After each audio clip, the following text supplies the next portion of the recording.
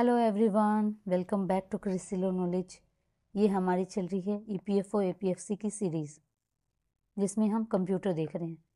Computer के already हमारे 6 lecture हो चुके हैं। किसी ने नहीं देखे हैं तो कंप्यूटर ईपीएफओ एपीएफसी प्लेलिस्ट बनी हुई है एक, उसमें जाके आप देख सकते हो। आज है हमारा डे 7।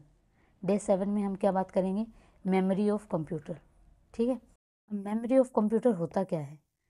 तो जिस तरीके से हमारा दिमाग होता है, कोई डेटा को स्टोर कर लेता है। जैसे किसी ने आपको कुछ उल्टा सीधा बोल दिया तो आप हमेशा याद रखोगे कि उसने उस टाइम पे मुझे ये बात बोल दी थी।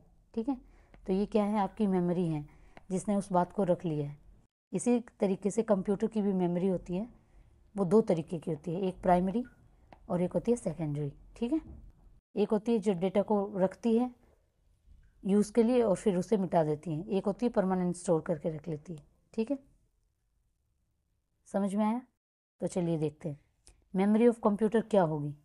कंप्यूटर की मेमोरी किसे बोलेंगे, क्या यूज़ है उसका?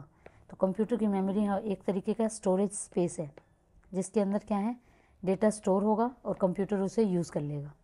तो चलिए देखते हैं मेमोरी क्या है। हमारा स्टोरेज स्पेस है कंप्यूटर के अंदर। तो क्या स्टोर करेगा? जो भी डेटा एंड इंस्ट्रक्शन है उनको स्टोर कर लेगा प्रोसेसिंग के लिए। ठीक है, डेटा एंड इंस्ट्रक्शन को स्टोर कौन करती है? हमारी मेमोरी। अब ये मेमोरी किसके साथ क्लोजली काम करती है? सीपीयू के साथ। हमने जब सीपीयू का स्ट्रक्चर देखा था तो हमने मेमोरी भी देखी थी ना यहाँ पे। फिर यहाँ पे हमारी आ जाती है सेकेंडरी मेमोरी, इस तरीके से। तो क्लोजली वर्क किसके साथ करती है मेमोरी? सीपीयू के साथ। अब मेमोरी हमारी कितने टाइप की होती है? हमारी मेमोरी होती है हमारी दो टाइप की, एक होती है प्राइमरी मेमोरी, एक होती है सेकेंडरी मेमोरी। ठीक है, अब प्राइमरी मेमोरी होती है ना जो, वो होती है मेन मेमोरी। ठीक है, जो कंप्यूटर अपने लिए यूज़ करते हैं। जो कंप्यूटर यूज़ करेगा वो कौन सी होगी? हमारी प्राइमरी मेमोरी। सेकेंडरी मेमोरी कौन सी होती है?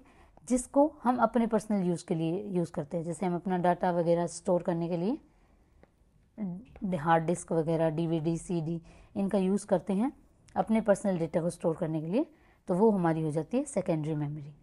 अब ये है हमारा सीपीयू। अगर सीपीयू को कोई इन्फॉर्मेशन चाहिएगी तो सबसे पहले वो कौन सी मेमोरी की तरफ जाएगा? प्राइमरी। प्राइमरी में नहीं मिलेगी फिर वो सेकेंडरी में जाएगा। ठीक है, सेकेंडरी से प्राइमरी में जाएगा, फिर प्राइमरी से सीपीयू के पास जाएगा। ठीक है, क्लैरिटी आ रही है? थोड़ी बहुत नहीं आ रही तो आ जाएगी। अब ये क्वेश्चन एक एग्ज़ाम में पूछा गया था कि जो सिंगल बिट है, सिंगल बिट क्या होती है? 1 या फिर 0। ठीक है, एक बिट को अगर हमें स्टोर करना हो तो हम किस में स्टोर करेंगे? तो वो स्टोर करेंगे हम फ्लिप फ्लॉप में। किस में? फ्लिप फ्लॉप में। ठीक है, अब बहुत सारी कलेक्शन फ्लिप फ्लॉप की हो, वो कहाँ स्टोर होंगी? तो वो हो जाएंगी हमारी रजिस्टर के अंदर। वेरी वेरी इंपॉर्टेंट, याद रखने से। ठीक है, अब हम बात करते हैं प्राइमरी मेमोरी की। प्राइमरी मेमोरी क्या है हमारी? प्राइमरी मेमोरी होती है मेन मेमोरी, जो कंप्यूटर को चाहिए होती है। तो कंप्यूटर के लिए होती है ये मेमोरी। ठीक है, directly accessible bye CPU. CPU सबसे पहले कहाँ जाकेगा? प्राइमरी मेमोरी के पास। ठीक है, अब ये प्राइमरी मेमोरी फास्ट है, क्योंकि सीपीयू को काम करते रहना होता है। तो सीपीयू को जितनी फास्ट चीज़ें मिलेंगी उतना ही सीपीयू बढ़िया काम करेगा। तो प्राइमरी मेमोरी अगर सीपीयू को मिल रही है तो मतलब ये फास्ट होगी, वोलाटाइल होगी। वोलाटाइल का मतलब क्या है? वी से वोलाटाइल। वोलाटाइल का मतलब होता है कि अगर इलेक्ट्रिसिटी तुम्हारी कट हो गई है तो इसके अंदर जो डेटा है वो लॉस्ट हो जाएगा। ठीक है, data lost when power of. Volatile का मतलब समझ गए कि जैसे ही हमारा लाइट चली जाएगी, जो भी हम डेटा या काम कर रहे थे वो उड़ जाएगा सब। ठीक है, अब प्राइमरी मेमोरी के 4 टाइप की होती हैं। एक होती है हमारी रैम, रैंडम एक्सेस मेमोरी। फिर होती है हमारी रोम। रोम हमारी होती है रीड ओनली मेमोरी। फिर होती है हमारी कैशे मेमोरी। उसके बाद आती है हमारी रजिस्टर मेमोरी। अब इनमें भी सबसे जो फास्ट होती है वो होती है हमारी रजिस्टर मेमोरी। कौन सी होती है? Register memory. अब जो फास्ट है मतलब एक्सपेंसिव है, अपडेटेड है। जैसे जैसे फास्ट होती जाती है चीज़ें, वो अपडेटेड होती जाती हैं, महंगी होती जाती हैं। ठीक है, तो रजिस्टर मेमोरी हमारी किस तरीके की होगी? Expensive memory. ठीक है, याद रहेगी।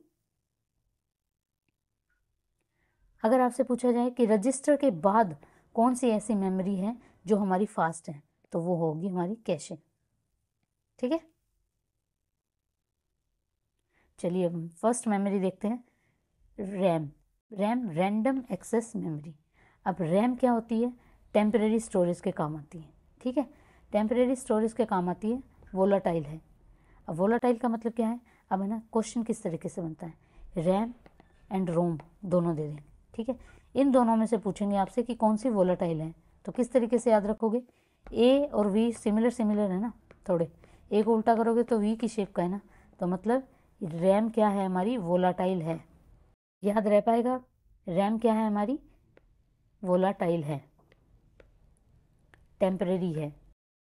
इसमें क्या होता है, जो शॉर्ट टर्म का जो डेटा होता है ना, वो इसके अंदर होता है। जो सीपीयू सबसे पहले देखेगा ना, वो किसकी तरफ देखेगा? रैम की तरफ। और अगर आपसे पूछ लिया जाए कि रैम कहाँ पे स्टोर होती है, कहाँ रखी हुई होती है, तो रैम हमारी होती है मदरबोर्ड के अंदर। रैम कहाँ होती है? मदरबोर्ड के अंदर स्टोर होती है। इसी तरीके से अगर आपसे पूछ लिया जाए कि प्राइमरी मेमोरी कहाँ स्टोर होती है, तो वो भी हमारी होती है मदरबोर्ड में, ठीक है।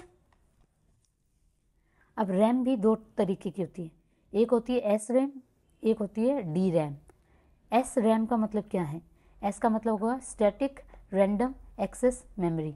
अब इनकी हमें ना ये जो अब इनकी जो हमें ना फुल फॉर्म्स याद करनी है। Static random access memory, D से क्या हो गया? Dynamic random access memory.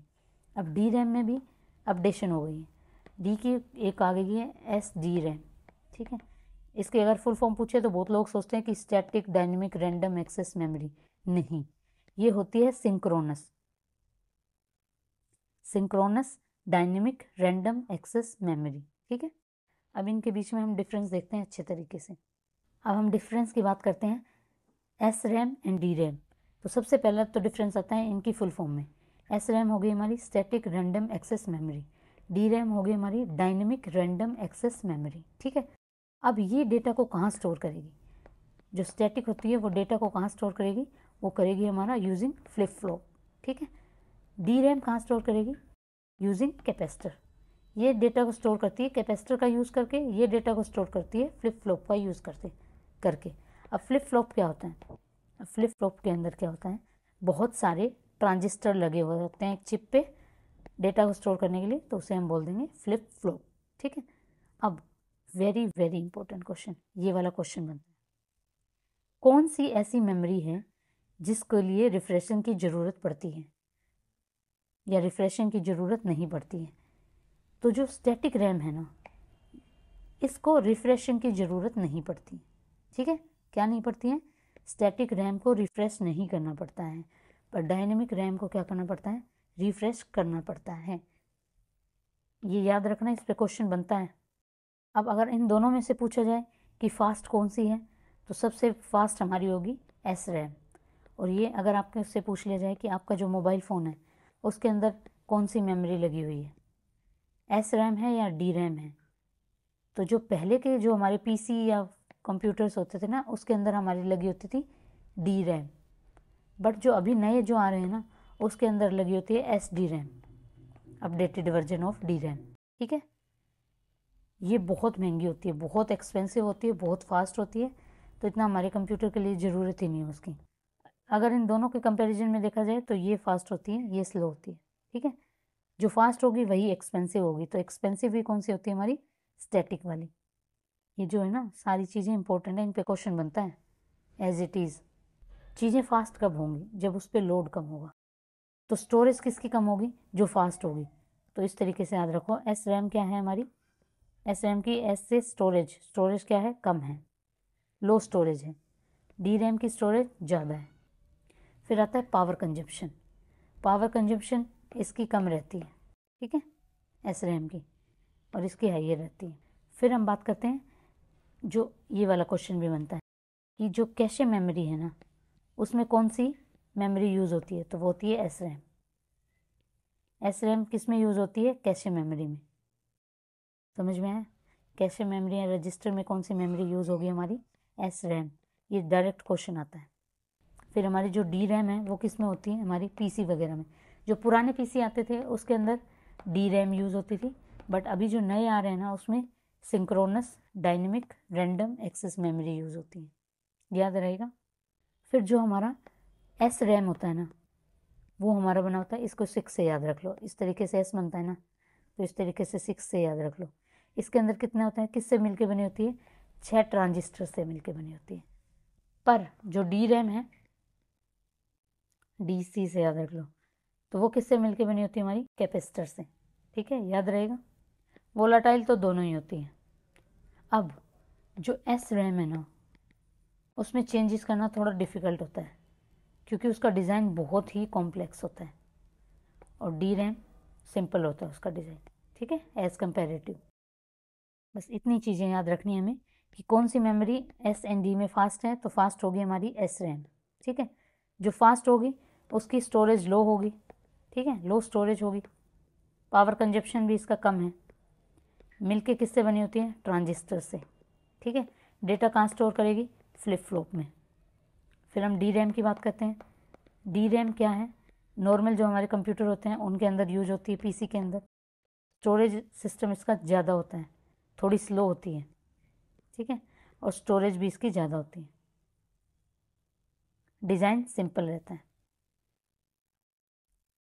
और यूज़ कहाँ होती है, मेन मेमोरी में।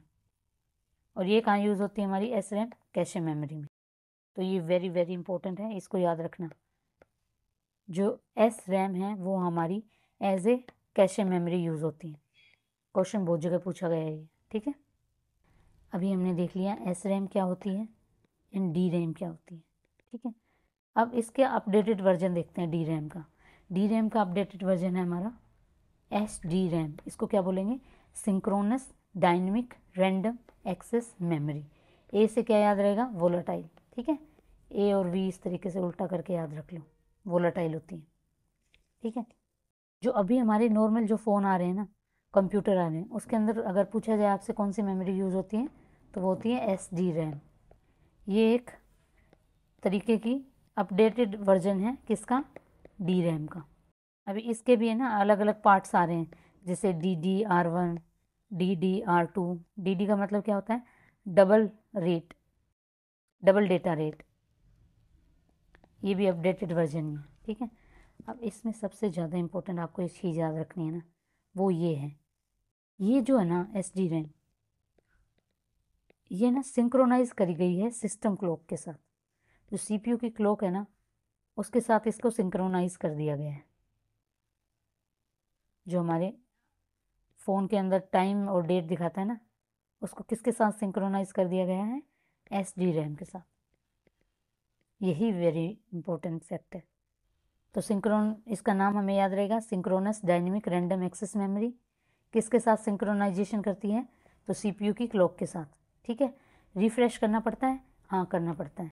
अब ये याद रखना, जो डी रैम है ना, उसको क्या करना पड़ता है, रिफ्रेश करना पड़ता है, पर एस रैम को रिफ्रेश नहीं करना पड़ता। ठीक है, ये डी रैम से थोड़ी फास्टर होती है, पर slower then D RAM, S RAM. ठीक है, ये याद रखना। मॉडर्न कंप्यूटर में यूज़ हो रही है। अदर एग्जाम्पल अपडेटेड वर्जन ये वाले हैं इसके। बस इतना ही याद रखना इसमें कि किसके साथ सिंक्रोनाइज करती है, CPU क्लॉक के साथ। रिफ्रेश करना पड़ता है, और अपडेटेड वर्जन किसका है, डी रैम का, और इसकी फुल फॉर्म इंपॉर्टेंट है। अब हम बात करते हैं सेकेंड मेमोरी की, रोम, रीड ओनली मेमोरी। ये एक तरीके की क्या है, परमानेंट स्टोरेज करती है। क्या करती है, परमानेंट स्टोरेज करती है। मतलब कि ये एक तरीके की नॉन वोलाटाइल है। नॉन वोलाटाइल का मतलब क्या हुआ, कि अगर आप कुछ काम कर रहे हो, लाइट चली गई है, तो इससे डाटा नहीं उड़ेगा। समझ रहे हो, डेटा नहीं उड़ेगा। जैसे आप अपने फ़ोन को रिफ़्रेश करके दोबारा से आते हो, तो आपका जो आपने आइकन वगैरह जो इस पर लगा रखे थे फ़ोन के ऊपर, वो आपको एज इट इज़ दिखेंगे, क्योंकि वो कौन सी मेमोरी है, रीड ओनली मेमोरी है। ठीक है, नॉन वोलाटाइल है, परमानेंट स्टोरेज करती है। अब अगर पूछा जाए कि रोम एंड रैम में फास्ट कौन सी है, तो रैम क्या करता है, डेटा को स्टोर नहीं करता, फास्ट काम करता है। अब अगर पूछा जाए कि रोम और रैम के अंदर फास्ट कौन सी है, तो सिंपल एग्जांपल से समझाती हूँ। पहले देखो, ये आप हो, ये आपका फ्रेंड है।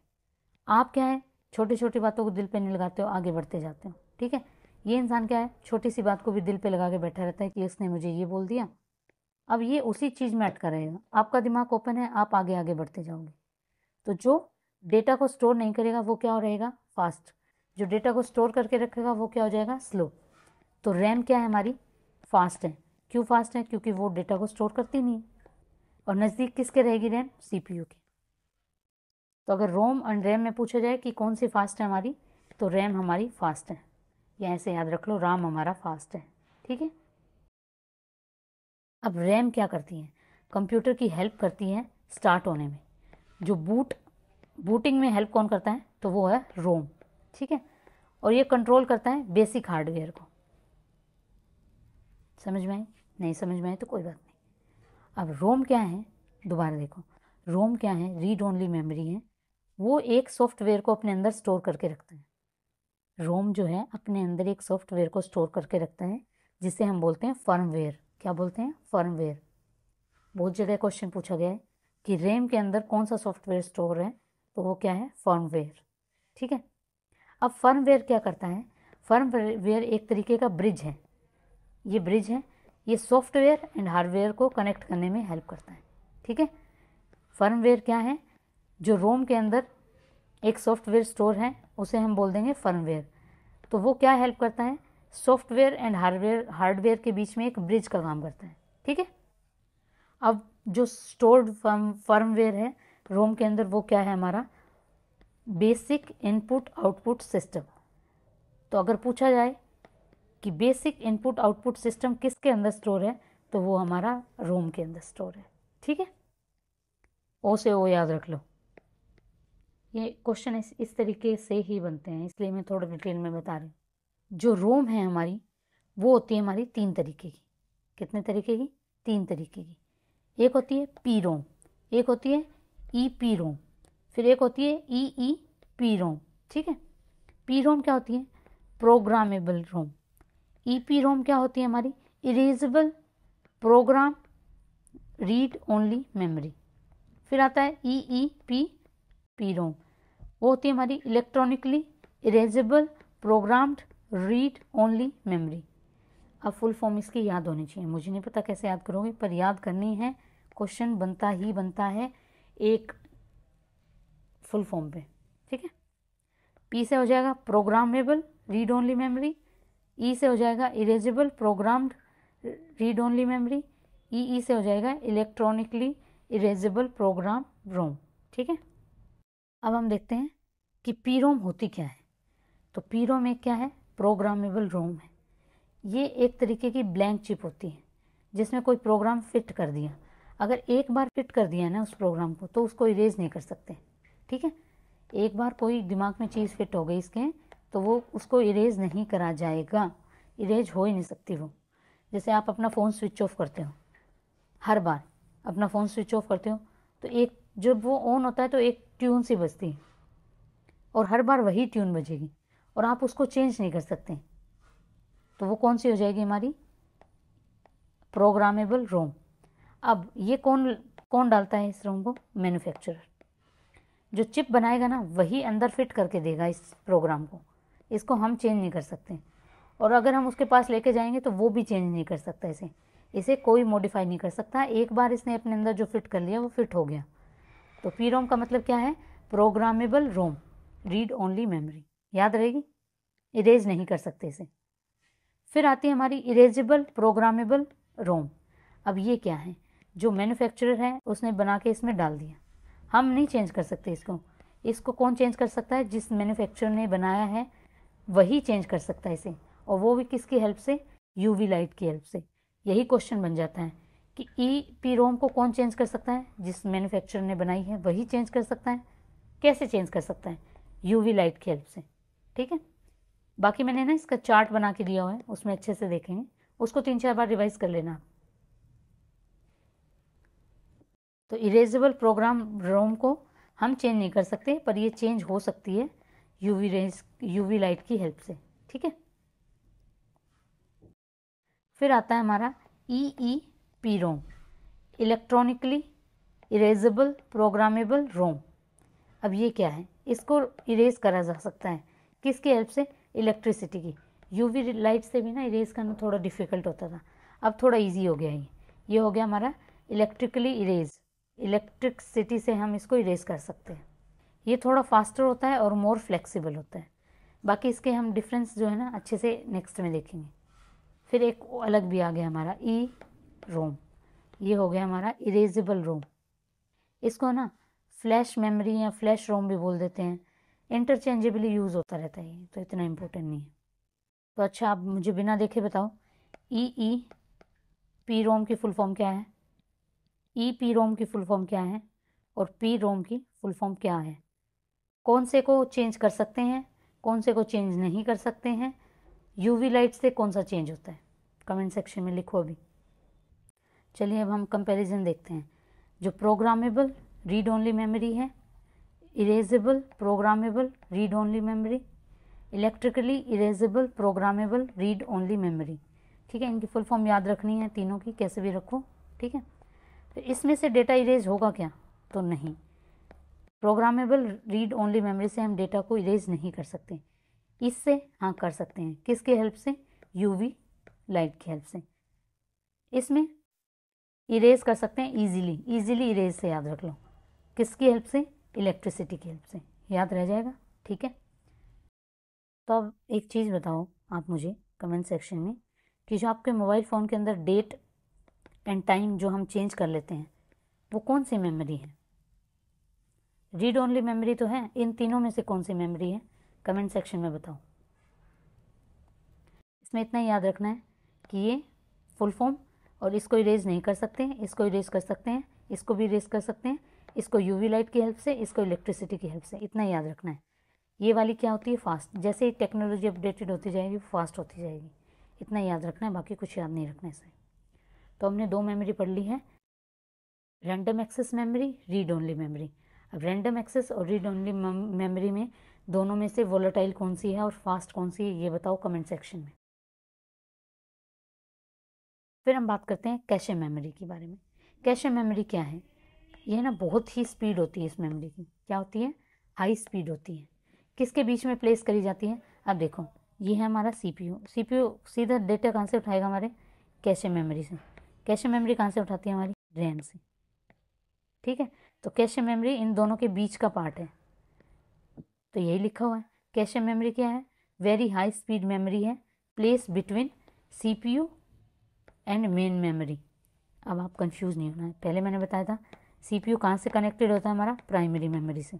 अब प्राइमरी मेमोरी में हमने पढ़ ली कैशे और रैम। ठीक है, तो डेटा सीपीयू को उठाना होगा तो कैशे में चेक करेगा पहले, कैशे से फिर कहाँ चेक करेगा, रैम में। अब रैम में नहीं है तो वो सेकेंडरी मेमोरी के पास जाएगा। ठीक है,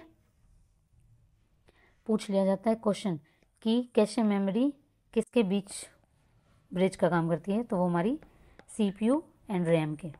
ठीक है, अब कैशे मेमोरी में क्या होता है, जैसे आपने अपने यूट्यूब ओपन करा, यूट्यूब पे आपने डाला क्री, तो ये समझ जाएगा कि आप क्या सर्च करना चाहते हो, क्रिसिलो सर्च करना चाहते हो आप। क्यों समझ जाएगा, क्योंकि आप फ्रिक्वेंट जो भी चीज़ें यूज़ करते हो ना, वो क्या होती है, कैशे मेमोरी में रख लेता है सीपीयू। कहाँ रख लेता है, कैशे मेमोरी में। जो आपके फ्रीक्वेंट एक्शन है वो कैशे मेमोरी अपने पास रख लेता है। फिर जब भी आप कुछ सर्च करते हो, जैसे आई लव आप इंडिया ज़्यादा लिखते हो, तो जैसे ही आप आई लव यू लिखना चाहोगे तो यू की जगह इंडिया ही दिखाएगा वो, किसकी वजह से, कैशे मेमोरी की वजह से। ठीक है, फास्ट होती है, सीपीयू के पास में होती है। अब हमें इस मेमोरी की ज़रूरत क्यों पड़ी अगर रैम थी तो।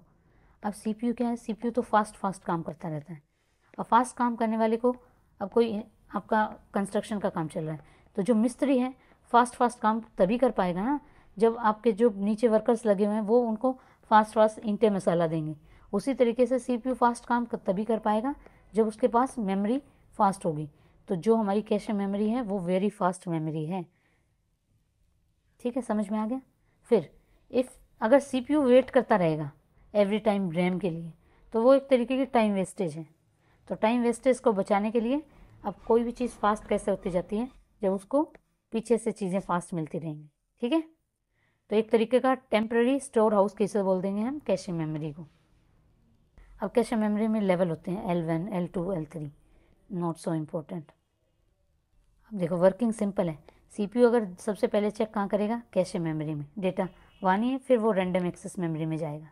ठीक है, फिर रैम में जाते ही वो देखेगा कि अच्छा ये डेटा अब मैं अपने कॉपी कर लेता हूँ कैशे मेमोरी में, कि नेक्स्ट टाइम जब मुझे ज़रूरत पड़ेगी तो मैं इसी में से उठा लूँगा। समझ में आ गया? इतना ही है। इसी में से क्वेश्चन निकलते हैं, कौन सी फास्ट है, कौन सी एक्सपेंसिव है, कौन सी वोलेटाइल है, कौन सी नॉन वोलेटाइल है, कौन से की फुल फॉर्म क्या है। इसी तरीके के क्वेश्चन बनते हैं, कोई अलग से क्वेश्चन नहीं बनते हैं। फिर आता है हमारा फोर्थ प्राइमरी मेमोरी कौन सी है हमारी? Register memory. अब रजिस्टर मेमोरी क्या है? ये एक टाइनी स्टोरेज करती है। अब जो चीज़ें स्टोरेज करेगी ना वो उतनी ही स्लो होंगी। इस फॉर्मूले को आप दिमाग में बिठा लो। जो चीज़ें आप जिस क्लटर आप इकट्ठा करते रहोगे तो आप स्लो होते जाओगे। आप जितनी भी चीज़ों से कम मोह रखोगे आप आगे फास्ट चलते जाओगे। ये एग्जाम्पल आप याद रखना है इसे। तो जो जितनी कम स्टोरेज होगी, या आपको पता है कि ये फास्ट है तो उसके पास उतनी ही कम स्टोरेज होगी और वो उतना ही नियर होगा सीपीयू के। तो सीपीयू के इनसाइड अंदर में कौन सी मेमोरी होती है हमारी? Register memory. ठीक है। फिर उसके बाद यहाँ पे आ जाएगी हमारी कैशे मेमोरी, यहाँ पे आ जाएगी रैम। सीपीयू के अंदर कौन सी मेमोरी है? सीपीयू के अंदर हमारी है register memory. Very very important question, याद रहेगा।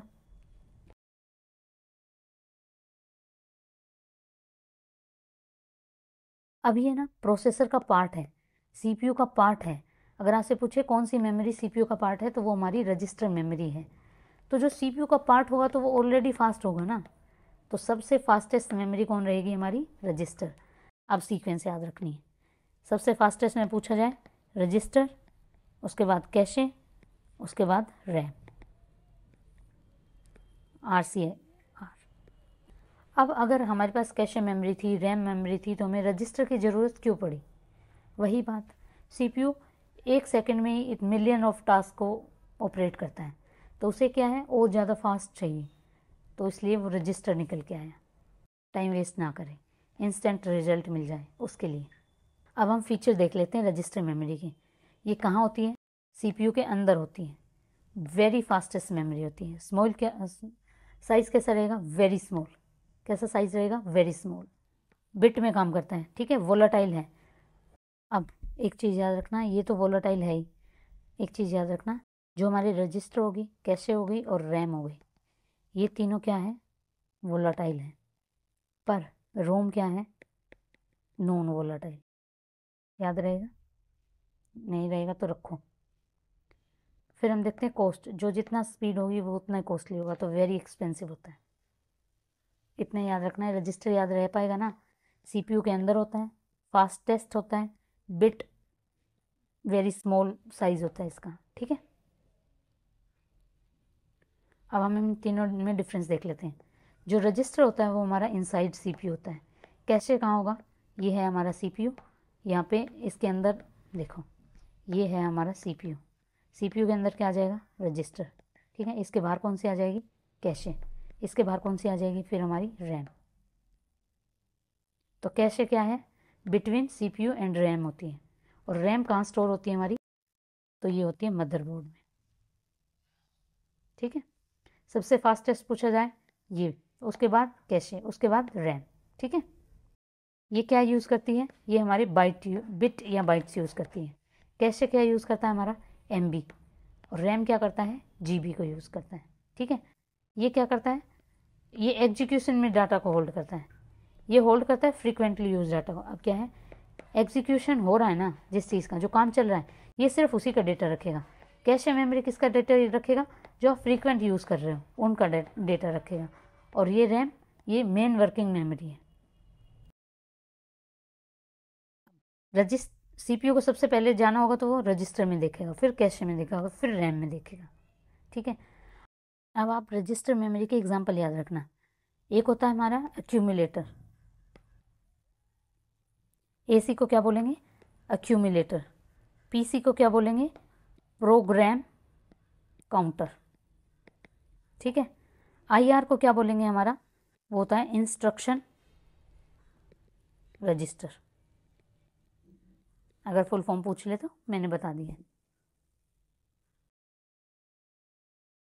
तो अब हमारा प्राइमरी मेमोरी जो कि मेन मेमोरी थी, उसके हमने 4 पार्ट देख लिए थे, रोम, रैम, रजिस्टर एंड कैशे। अब हम देख लेते हैं इसके MCQs। ये देखो, ये होती है रोम और ये होती है रैम। अब हम बात करते हैं MCQs on the memory based question देखते हैं। तो फर्स्ट क्वेश्चन हमारा, when U turn off your computer, आप अपने कंप्यूटर को जब बंद करते हो तो विच मेमोरी लॉसेज इट्स डेटा, कौन सी मेमोरी में से डेटा चला जाता है। तो देखते हैं। फर्स्ट ऑप्शन है ROM, read only memory. Read only memory क्या थी हमारी, नॉन वोलाटाइल थी, तो इसमें से तो नहीं जाएगा। हार्ड डिस्क क्या होती है, सेकेंडरी मेमोरी की स्टोरेज है, ये हम अलग से स्टोर करते हैं CD DVD हार्ड डिस्क में, तो इनमें से भी नहीं जाएगा, ये भी गलत है। फिर आता है रैम क्या है हमारा, रैंडम एक्सेस मेमोरी। रैंडम है ये, और ये क्या है हमारी, वोलाटाइल है। ए से क्या याद रखेंगे, वी, वोलाटाइल, तो इसमें से डेटा उड़ जाएगा। ठीक है, आंसर हो जाएगा इसका सी। फिर हमारा second question, which memory store the basic input output system that helps to start the computer. Computer की बूटिंग या स्टार्ट करने में कौन हेल्प करता है, कौन सी मेमोरी करती है। तो हमने देखा था BIOS, basic input output system, किस में स्टोर होता है हमारा, रोम में। ये एक तरीके का सॉफ्टवेयर है जो रोम में स्टोर होगा, तो इस स्टोरेज को हम क्या बोलेंगे, फर्मवेयर। क्या बोलेंगे, firmware. Very very important question, याद रखना इसे। तो इसका आंसर क्या हो जाएगा हमारा, ए, रोम। फिर हम बात करते हैं क्वेश्चन नंबर थर्ड की। You copy a file from your computer to a pen drive. अब क्या है, एक फाइल को आप कॉपी करते हो, कहाँ से, पेन ड्राइव से कंप्यूटर में लेके आते हो।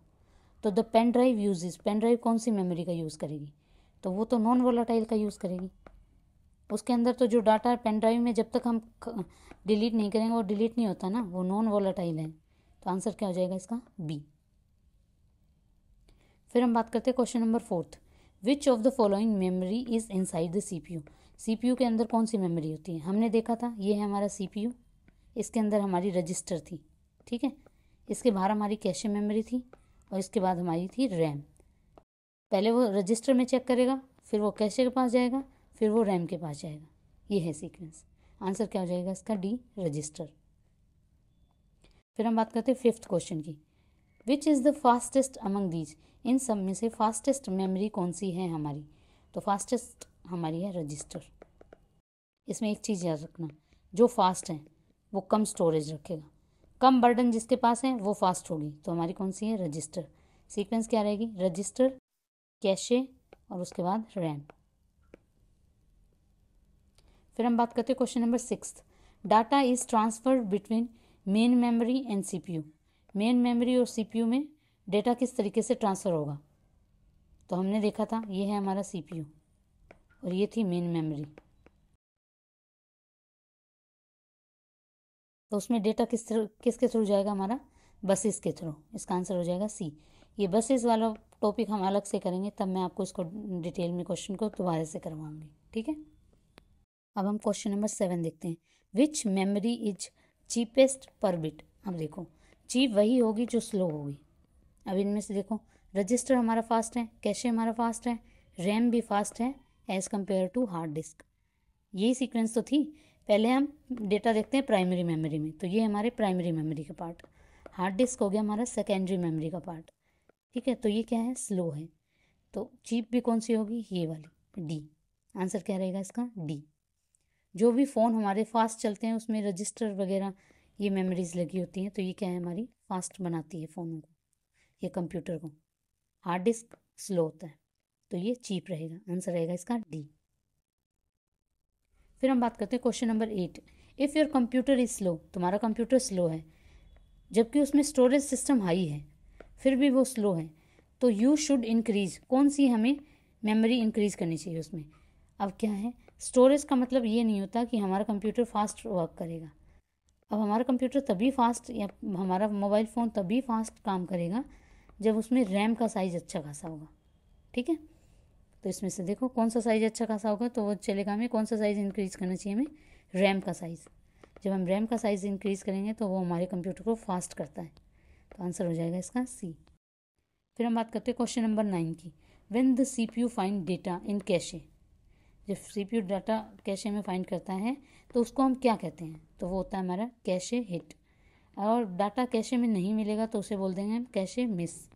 अब हम बात करते हैं question number 10, which of the following is an example of secondary memory. Secondary memory का एग्जाम्पल इनमें से कौन सा है, रजिस्टर हमने अभी देखा, कैशे हमने देखा, रैम देखा, तो ये हमने क्या पढ़ा था हमने, प्राइमरी मेमोरी। तो आंसर क्या आ जाएगा इसका, सी, हार्ड डिस्क। फिर हम बात करते हैं क्वेश्चन नंबर 11 की। The smallest and fastest memory हमारी कौन सी होती है, सीक्वेंस याद करो, रजिस्टर, कैशे, फिर रैम। तो आंसर क्या आ जाएगा इसका, सी। चीप ये होती है, स्मॉल डेटा स्टोर करती है, फास्टेस्ट होती है और एक्सपेंसिव होती है। फिर आता है हमारा question number 12। Flash drives and memory cards uses which type of memory. जो हमारे मेमोरी कार्ड्स जो आते हैं, फ्लैश कार्ड जो आते हैं, वो कौन से टाइप की मेमोरी यूज़ करते हैं, तो वो हो जाएगा हमारा C, electronically erasable programmable read only memory. ठीक है, अब ये क्वेश्चन देखो, क्वेश्चन नंबर 13 हमारा क्या बात करता है, क्वेश्चन नंबर 13 हमारा क्या बात करता है, इन कंप्यूटर्स जो वर्चुअल मेमोरी है वो किसका पार्ट होती है। तो अब देखो, जो वर्चुअल मेमोरी क्या करती है, एज ए एडिशनल रैम की तरह यूज़ होती है। अब वो लिटिल पोर्शन कहाँ से उठाएगी, तो वो हार्ड डिस्क से उठाती है। समझ में आया, वर्चुअल मेमोरी किसकी तरह एक्ट करती है, एडिशनल रैम की तरह। ठीक है, एडिशनल रैम की तरह यूज़ करती है और कहाँ से उठाती है स्पेस, तो वो उठाती है डिस्क, हार्ड डिस्क से। ठीक है, बी आंसर हो जाएगा इसका। फिर हम देखते हैं question number 14। When CPU need data जो कि कैशे में नहीं है, तो वो डेटा कहाँ से उठाएगा। तो हमने देखा था पहले रजिस्टर में चेक करेगा, फिर कैशे में चेक करेगा, फिर रैम में करेगा। तो आंसर इसका क्या हो जाएगा, रैम, सी। फिर हम बात करते हैं 15 क्वेश्चन की। The primary memory of computer include, primary memory of computer क्या इंक्लूड करती है। तो प्राइमरी मेमोरी में हमारा हमने देखा RAM, ROM, cache and register. तो देख लो किस में है, ये बी, बी आंसर हो जाएगा। इसी के साथ हमारा लेक्चर एंड होता है। वीडियोस पसंद आ रही हैं तो please like, share and subscribe. Thank you.